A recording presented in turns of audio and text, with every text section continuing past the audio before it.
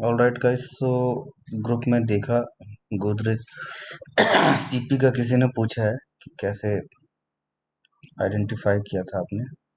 तो बहुत ही सिंपल है, मैं आपको दिखाता हूँ। अभी मैंने एक वीडियो बनाया और उसमें देखा कि स्क्रीन रिकॉर्ड ही नहीं हुआ। क्या, ठीक है, दोबारा करता हूँ।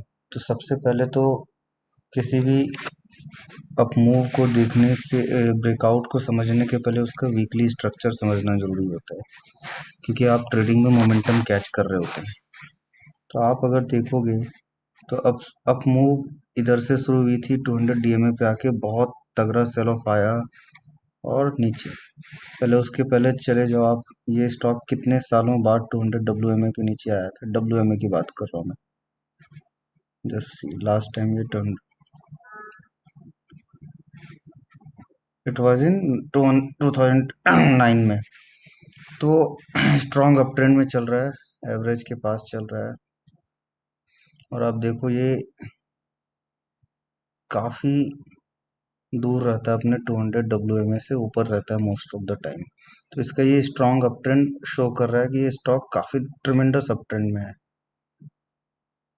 अगर इसको और जूम आउट करके देखोगे, यहाँ पे भी जो आया था 2008 के क्रैश में भी प्राइस 200 डब्ल्यूएमए के नीचे एक दो तीन, और ये कुछ दिन महीनों के हफ्तों के लिए नहीं, महीनों के लिए आया होगा, 2-3 महीनों के लिए, बट फिर इमीडिएटली ऊपर आ गया था।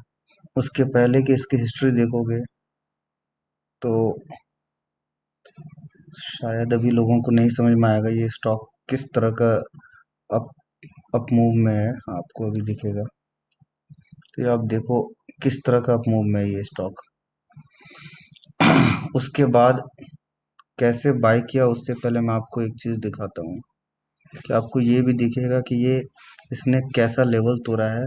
तो जिस तरह से आप यहाँ पे ऐसे देख रहे हो, अरे यार मार्क प्राइस तो चलता ही चला गया, प्राइस तो चलता ही चला गया, इसके बाद इन ब्रेकआउट्स के बाद तो हो सकता है 5 साल बाद आपको फिर से लगेगा, अरे यार यहाँ पे तो बहुत ही सिंपल ब्रेकआउट था, it was a easy buy जिसको हमें बाय कर लेना था। तो सबसे पहले तो आपको दिखेगा कि from last this on monthly chart I am showing you, this was a strong sideways zone. 1 जुलाई 2020 से आपको यहाँ तक 3 मई तक साइडवेज में है। अब चले आते हैं वीकली पे, क्योंकि मंथली देख के तो ट्रेड करेंगे करेंगे नहीं। अब वीकली पे चले आता हूँ। यहाँ पे 200 डब्ल्यूएमए के प्राइस जाके वहां से गिर गया, तो फर्स्ट अटेम्प्ट फेल हो गया। और ये कितने सालों बाद 200 डब्ल्यूएमए के नीचे आया था? 2009 के बाद, वो भी मार्केट के सडन क्रैश के बाद। तो देखो फर्स्ट अटेम्प्ट ये था, second attempt fail, third attempt में ये फाइनली ऊपर गया, बट इमीडिएटली सेल ऑफ आया। क्यों आया? अगर मैं टेक्निकल रीजन ढूंढूं तो this was the swing. Let me show you.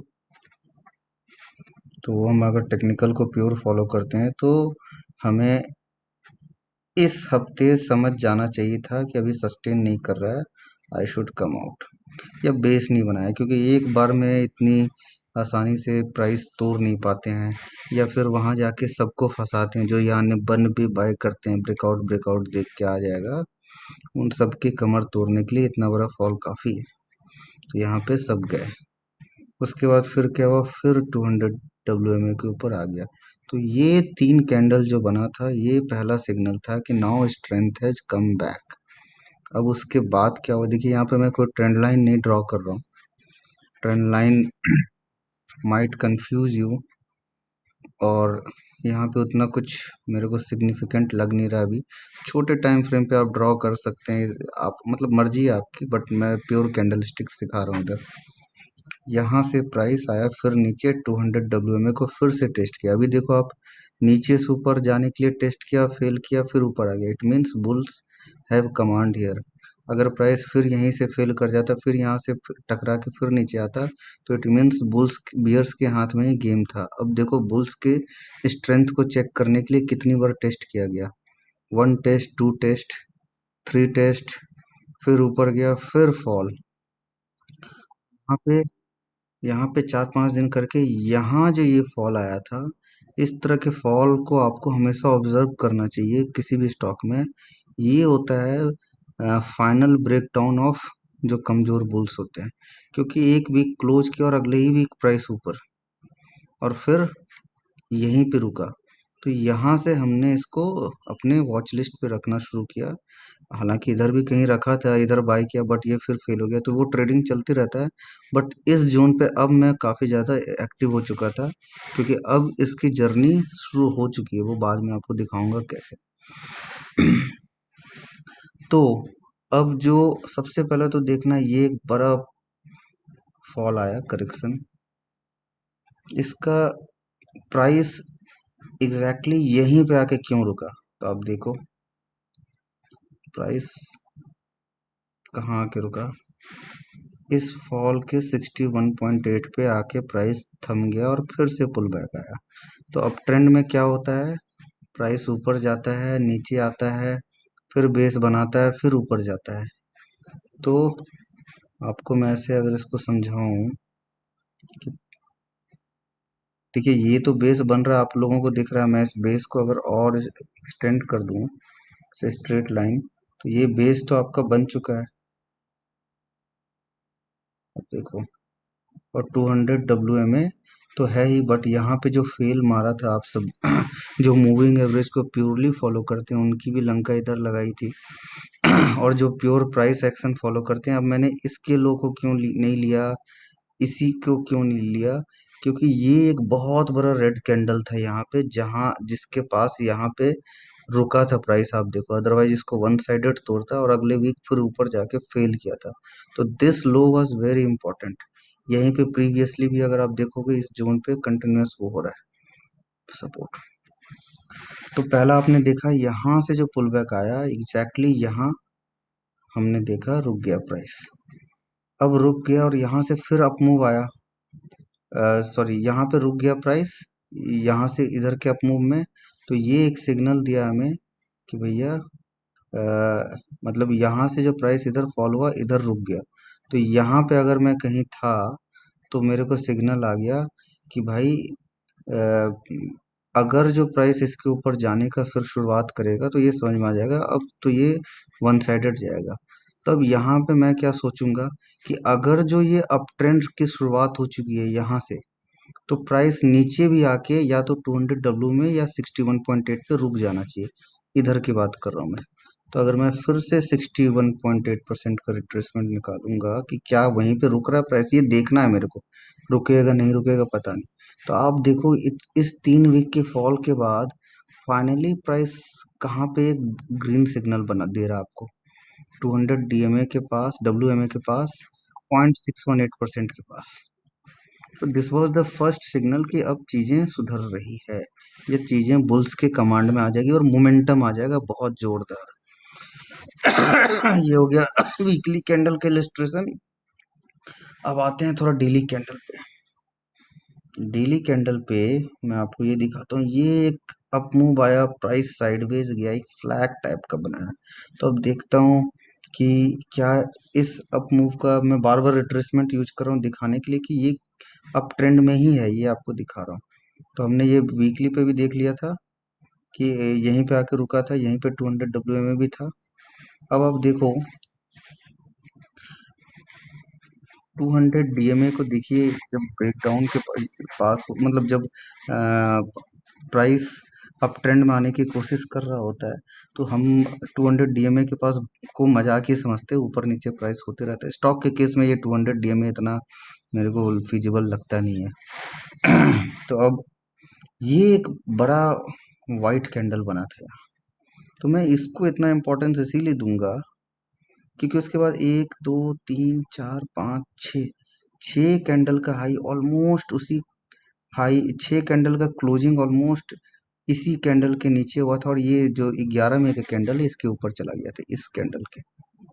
ठीक है, तो मेरे को देखना है कि अगर यहाँ से बुल्स ने बहुत स्ट्रॉन्ग बाइंग बनाई, एक बार वॉल्यूम भी देख लेते हैं, इवन तो मैंने देखा नहीं है कि क्या इस दिन क्या हुआ था, लो वॉल्यूम था।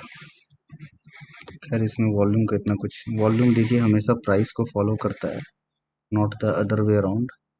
तो खैर यहाँ से मेरे को देखना है, मैंने जो ऑब्जर्व किया था मैं आपको दिखाऊंगा कि एग्जैक्ट 3 को मैंने मैसेज डाला था कि I think this with this candle Godrej CP का अप मूव आने का संभावना बढ़ गया। अब मैं यहाँ से देखूंगा, छोटा बहुत ही छोटा रिट्रेसमेंट देखने की कोशिश कर रहा हूँ। इस कैंडल में, इस कैंडल का देख रहा हूँ, प्राइस नीचे आया और यहीं पे रुक रहा है और 0.6 और 0.5 के आसपास बेस बनाया। अब जब बेस बना रहा है यहाँ, और ये फ्राइडे की क्लोजिंग आई गेस होगी, नहीं फ्राइडे है या क्या है, 11 में, अच्छा 11 में ट्यूसडे है।